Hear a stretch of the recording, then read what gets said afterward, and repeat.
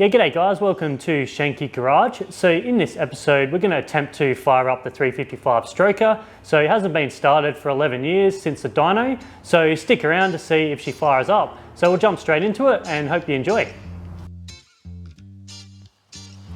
Okay, so this episode, we're going to get this 355 stroker fired up. So it's been about 11, 12 years since this thing has been fired up. So when it was built, back in the day, it was put on the engine dyno and run up on the engine dyno, but ever since then, it's just been sitting around in storage. So yeah, super excited to get this thing fired up. Also a little bit nervous. It's obviously, been sitting around, but it has been turned over the years. It still turns over, no worries at all. So I think if I take the right precautions, it's going to be fine. So I do have a few jobs to do still before I fire it up. So need to replace the engine oil and the filter, need to turn it over and get the oil pressure up before I start it as well. Needs transmission oil and needs sort of wiring up to temporarily to fire it up. So yeah, we'll get straight into it and hopefully we can get this thing running.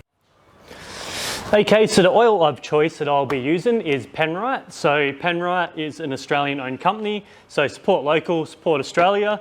So this will be for the engine oil. So it's a HPR 20W60. So that's for the engine. For the transmission is this DX3 auto trans fluid. And then for the diff will be this gear oil 140.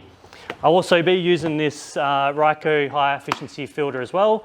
And a big thank you to Repco Max for hooking us up with all these products. So the engine oil, the filter and the battery. It's going to be a big help to get this thing started. So yeah, cheers Repco Max.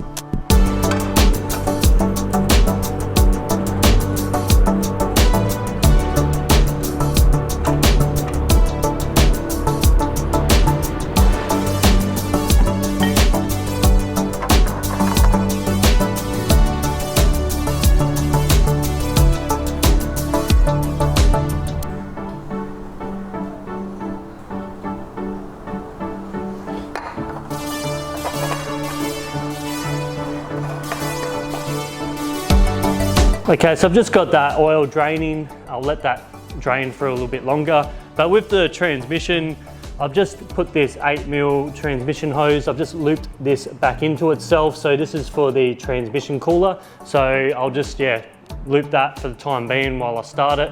With the dipstick, I sourced one. They're pretty hard to get the Trimatic dipsticks these days, but I managed to track one down. I've just painted it up and installed it so I can fill up the transmission now.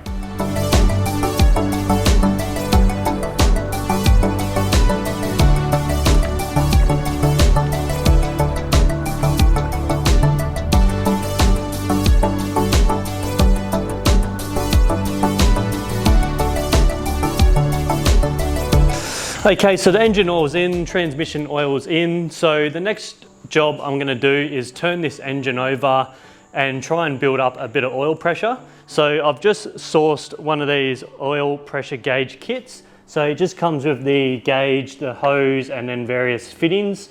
So I'm gonna plumb this into where the oil pressure sender unit is. So I'm gonna just remove that and then plumb it into there. Also, what I'm going to do is remove all the spark plugs. So I'm going to pull out all 8 spark plugs, and then that is going to allow the engine to turn over with no compression. Okay, so I've just got all the spark plugs removed, and I've also plumbed in this oil pressure gauge. So I've just got that cable tied there. With the battery, I've got that connected as well. So I've got on the negative terminal, I've got that going to the engine for the earth, and this one from the positive, I've just got going to the starter motor on the positive terminal, and then from your starter motor solenoid, I've just got this wire here, which then once you tap it onto the positive, it'll turn the engine over. So I think also what I'm going to do while I turn the engine over, it's got no compression, so it should turn over nice and easily, but I'll also put a bit of air pressure in the dipstick tube. I'll probably just put 20 psi And then that's just going to, pressurize the case, 20 psi, just to try and get some oil pressure up. So yeah, I'll crank this thing over while putting the air hose down there, and hopefully I can get some oil pressure on the gauge.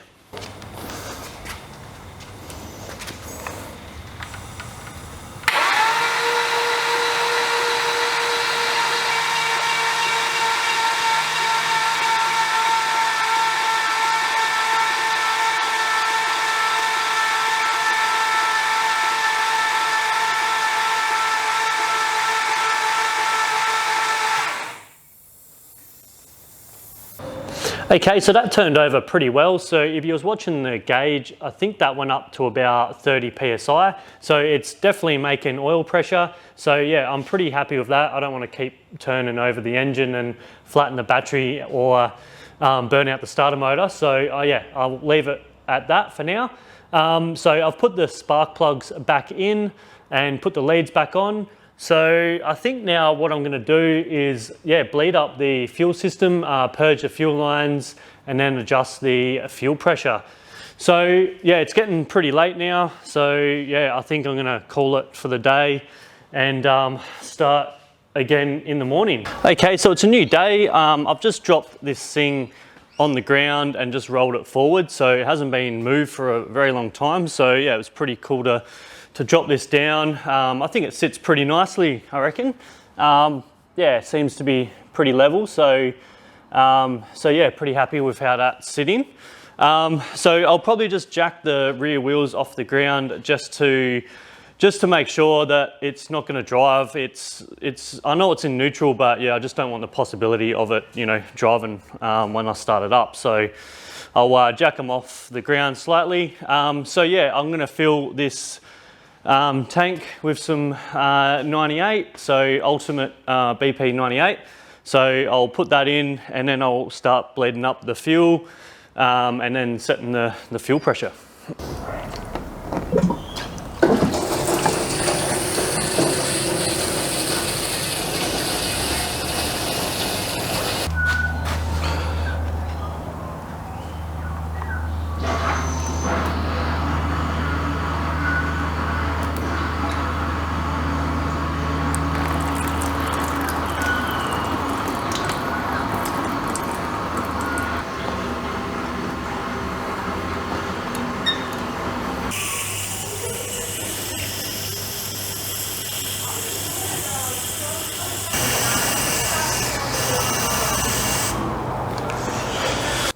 Okay, so I've just bled up the fuel system and I've just set the pressure on the gauge to 8 psi. So yeah, 8 psi will be fine for the carby, plenty enough pressure there. The fuel lines, there doesn't seem to be any leaks, so that's a good thing. And yeah, the pump is actually really quiet. I was actually quite surprised how quiet it was. So it was definitely a good idea going the internal pump in the fuel tank there. So I've also just fitted the radiator. I've filled it with water. So yeah, that's pretty much nearly ready to start. I just got to wire up a couple of things. Just need to wire up the coil, run a positive from the coil to the battery. Okay, so she's all wired up. She's all ready to turn over. So I've just wired up from the fuel pump. I've just got a switch in here just to turn the fuel on and off. That's just going straight to the battery. From the coil or ignition, I've just got another switch to turn the ignition on. So yeah, turn that on and then flick it back off and then that'll shut the engine down. Yeah, she's all ready to go.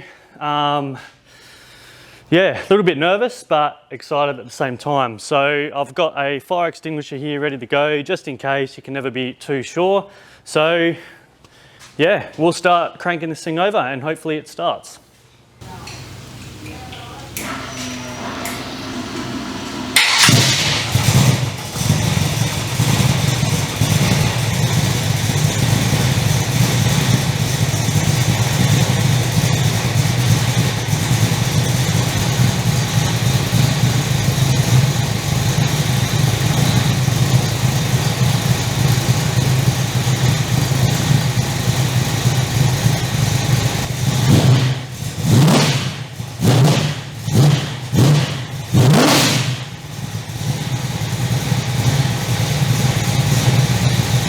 Okay, so she started. So that was pretty easy actually. I was actually surprised how easy that started. So since I've shut it down, I've just checked the engine oil again, checked the transmission oil. So all that is good. So I might just fire it up again, and I might connect the shotgun mic to the camera and do a bit of a walk around. So just before I was using the lavalier mic, so the sound's probably not as good. So I'll hook up the shotgun mic and yeah, do a walk around with it running.